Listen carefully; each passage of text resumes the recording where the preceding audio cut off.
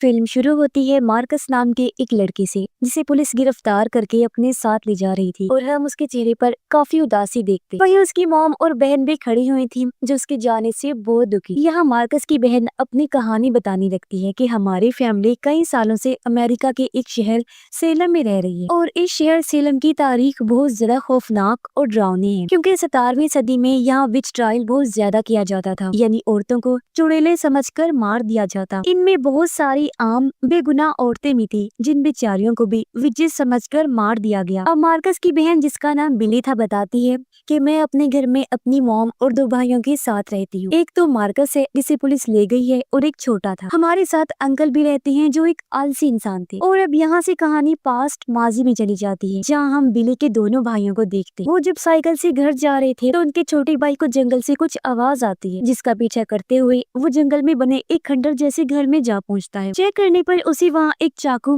और एक डायरी मिलती है। तभी यहाँ उसका बड़ा भाई मार्कस भी आ गया। ये दोनों चीजें देखकर वो जल्दी से अपने भाई के हाथ से उन्हें छीन लेता है। मार्कस ये देखकर समझ गया कि जरूर ये घर किसी पागल इंसान का होगा, जब तो ये चीजें उसने यहाँ रखी हुई हैं। इसीलिए वो अपने भाई को फौरन यहाँ से निकलने को कहता है और दोनों भाई घर के लिए निकल जाते हैं। रास्ते में 2 लड़के इनकी बहन बिली के बारे में उल्टी सीधी बातें करने लगी जो सुन मार्कस ने तो नजरअंदाज कर दिया, लेकिन छोटा भाई उनसे झगड़ने लगता है। पर जब वो ज्यादा गलत बातें बिली के बारे में बोलने लगे तो इस बार मार्कस को भी गुस्सा आ गया। वो भी उनसे लड़ने लगता है जो देखकर उसका छोटा भाई खुश हो गया कि मेरी तरह ये भी बहन से प्यार करता है। ये जब घर पहुंचे तो मार्कस के छोटे भाई को एक बार फिर वो आवाज सुनाई देती है। उसने जब अपना बैग चेक किया तो वही चाकू उसके बैग में पड़ा हुआ था जो उसे खंडर से मिला था। बच्चा काफी हैरान रह गया, सोचता है आखिर ये चाकू मेरे बैग में कैसे आ गया जबकि हम तो इसे छोड़ के आए थे। उसके चेहरे पर परेशानी देखकर अंकल पूछते हैं कि तुम्हारी बैग में क्या है, लेकिन बच्चा इनकार करते हुए कहता है कि बैग में कुछ भी नहीं है। घर में बिली जब अपनी मॉम के साथ थी तो वो उनसे बहस करती है कि मुझे अपने दोस्त के साथ पार्टी में जाना है, लेकिन उसकी मॉम मना कर देती है कि नहीं, तुम नहीं जा सकती क्योंकि तुम्हें अपने भाइयों का ख्याल रखना है। दरअसल उसकी मॉम काम पर जाया करती थी और बिली उनकी बड़ी बेटी, लेकिन वो मॉम से बार बार जिद करती है कि मुझे हर हाल में जाना है। तभी घर में मार्कस और उसका छोटा भाई भी आ जाते हैं जहाँ बिली और मार्कस की आपस में बहस हो जाती है। उनकी मॉम बिली को डांटते हुए कहती है कि खबरदार अगर तुम घर से बाहर निकली तो। इतना बोलकर वो काम पर चली गई। बिली के भाई को एक बार फिर वही आवाज आती है। हैरत वाली बात कि वो सिर्फ उसे ही सुनाई दे रही। तो परेशान होकर वो अपने कमरे में चला जाता है और उस जंग लगे चाकू को साफ करने लगता है। देखने से लग रहा था जैसे पता नहीं कितने साल पुराना है। चाकू पर लिखा था कि मैं गेम खेलूंगा और जैसे ही बिली के भाई ने चाकू को हाथ लगाया उसे माजी की अजीब डरावनी चीजें नजर आने लगती हैं। हर तरफ औरतों की लाशें और खून, ऐसा लग रहा था जैसे वो 17वीं सदी में पहुंच गया हो। फिर वो औरतें भी उसे साफ नजर आने लगी और उन्हें विच समझकर किस किस तरह मारा गया था वो सब वो देख पा रहा था। तभी उसके दरवाजे पर कोई आ गया, इसलिए मार्कस का भाई चाकू की दूसरी साइड पर लिखी गई लाइंस नहीं पढ़ पाता। इस चाकू को देखने से साफ लग रहा था जैसे ये किसी तरह का कर्स यानी श्राप है। लेकिन अब धीरे धीरे मार्कस का भाई इस आवाज के कब्जे में आ रहा था। उसका बर्ताव भी अजीब हो रहा था और आवाज उसे जो जो कह रही थी वो वैसा ही कर रहा था। तभी कमरे में मार्कस आ गया जो अपने भाई को कहता है कि मैं तुम्हारे साथ मूवी देखना चाहता हूँ। वो अपने भाई को लेकर बाहर आ गया जहाँ ये तीनों बहन भाई और बिली की दोस्त मूवी देखने लगते। लेकिन यहाँ भी उनके भाई का बर्ताव अजीब हो रहा था। उसकी हालत देखने से साफ लग रहा था जैसे वो किसी के कंट्रोल में होता जा रहा है। उसे वही आवाज सुनाई दे रही थी जिसकी बात मानकर वो अजीब हरकतें कर रहा था। जहाँ उसकी ऐसी हालत पर मार्कस को शक होने लगता है। इतनी ही देर में यहाँ बिली का वो दोस्त भी आ गया जिसके साथ वो पार्टी में जाना चाहती थी और उनके अंकल भी। यहाँ मार्कस और बिली की पार्टी को लेकर एक बार फिर बहस हो जाती है। उसके अंकल बिली को कहते हैं कि तुम्हारी मॉम का ये हुक्म था कि तुम घर से ना निकलो, पर क्योंकि उसका दोस्त उसे लेने आ गया था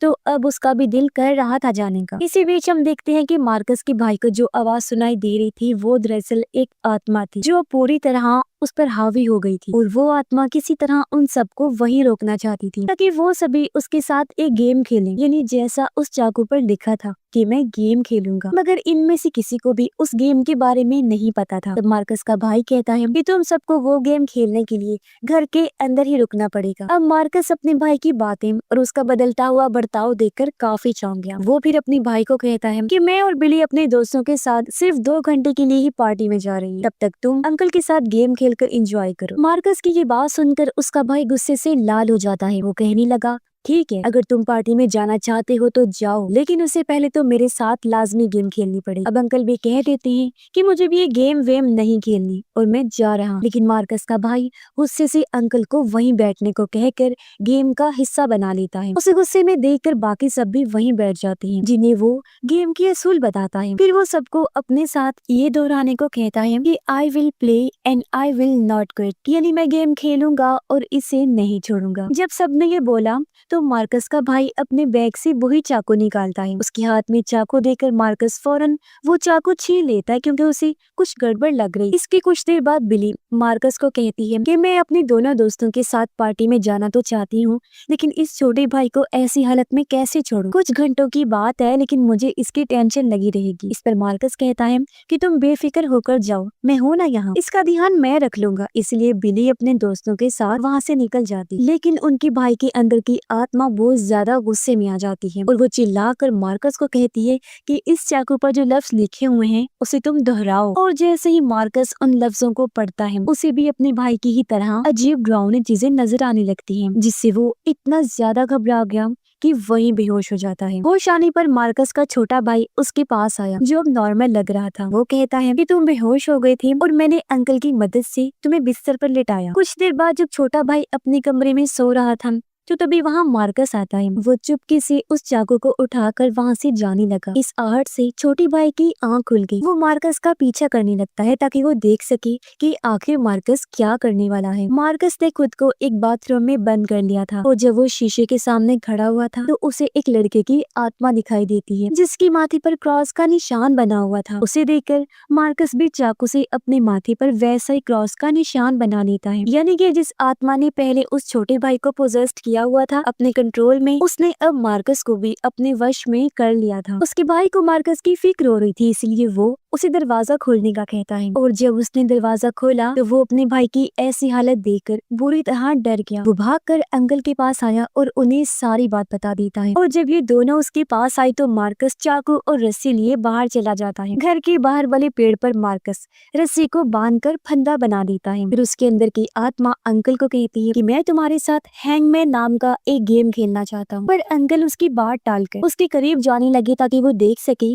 कि आखिर मार्कस को क्या हुआ है कि वो इस तरह बर्ताव कर रहा है। उसके पास आते ही मार्कस के अंदर की आत्मा को गुस्सा आ गया और वो अंकल की गले में रस्सी डालकर उन्हें फंदे पर लटका देता है। फिर रस्सी खींचकर उनकी जान ही ले लेता है। उधर पार्टी में बिली अपनी दोस्त के साथ बातें कर रही थी। कहती है कि मैं अब इस शहर में रहना नहीं चाहती। मैं अपने दोस्त के साथ जब शादी कर लूंगी तो हम ये शहर छोड़ के चले जाएंगे। तभी बिली की ड्रिंक खत्म हो गई, जो लेने वो अंदर जाती है, पर तभी वो अपने दोस्त के साथ किसी और लड़की को देख लेती है। वो टूट गई क्योंकि उसे समझ आ गई थी कि ये मुझे धोखा दे रहा है। इसीलिए वो रोते हुए पार्टी छोड़कर घर के लिए निकल जाती है। बाहर बिली की दोस्त जब अकेली थी तो तभी यहाँ मार्कस आ जाता है। कुछ टाइम बाद यहाँ बाकी लोग भी आ जो मार्कस की ऐसी हालत देखकर घबरा जाते हैं। अब मार्कस उनके एक दोस्त को पकड़कर कब्जे में ले लेता है। उसने लड़के को पकड़कर उसकी गर्दन पर चाकू रख दिया था और वो उन सबको अपने साथ गेम खेलने के लिए कहता है। तब उसकी बात मानकर सब लोग गेम खेलने लगे, जो दरअसल हाइड एंड सीक का गेम था, इनकी लुका छुपी। बिली जब घर के लिए जा रही थी उसे रास्ते में अपना छोटा भाई मिलता है, जो बता रहा था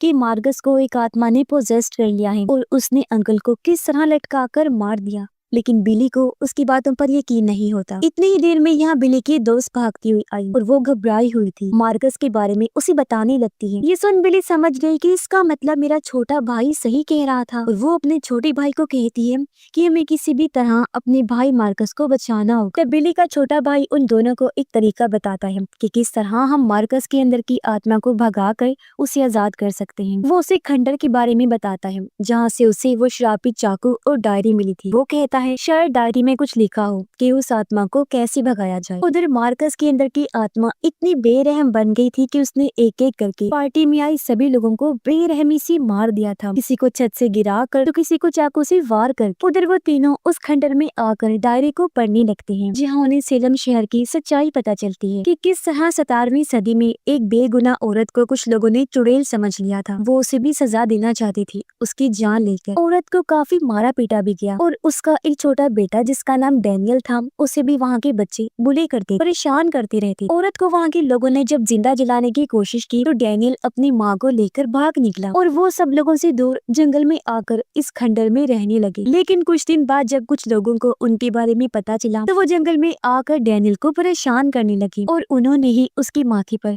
चाकू से क्रॉस का निशान बना दिया था। ये सब पढ़कर बिली काफी हैरान रह गई। उसे घबराहट भी हो रही थी, इसलिए वो डायरी में आगे की कहानी नहीं पढ़ पाती। लेकिन तभी उनके सामने डैनियल की मॉम और उनके जैसे ही बेगुनाह लड़कियों की आत्माएं आ जाती हैं, जिन्हें भी विच समझकर मार दिया गया था। और वो बिली से डायरी को पढ़ने का कहती, जिससे पता चला कि उन बच्चों ने फिर डैनियल को फांसी पर लटका दिया और इसी चाकू से उसे मार दिया, जिससे उसकी माथे पर निशान बनाया गया था। फिर वो सब उसकी लाश के सामने गेम खेलने लगे। अपने बेटे की मौत से डैनियल की मॉम पूरी तरह टूट गई। वो हमेशा रोती रहती थी, लेकिन फिर वो पूरी तरह बदल गई। उसने डीमन शैतान की पूजा करना शुरू कर दी और वो पूरी तरह विच बन गई ताकि उन लोगों से अपने बच्चे की मौत का बदला ले सके। फिर उसने अपने मरे हुए बेटे डैनियल की हड्डियों से वो चाकू बनाया ताकि वो एक बार फिर अपने बेटे को वापस पा सके, वो भी शैतानी रूप में। तब ऐसा हुआ भी, वो शैतानी रूप में वापस लौट आया और उसने वहीं उन सब लोगों को मार दिया। और जो कोई भी उन गेम्स को खेलता है, अगर तो वो हार गया फिर वो मारा जाता है, लेकिन अगर वो आखिरी सर्वाइवर होता है, इन्हीं जिंदा बचता है,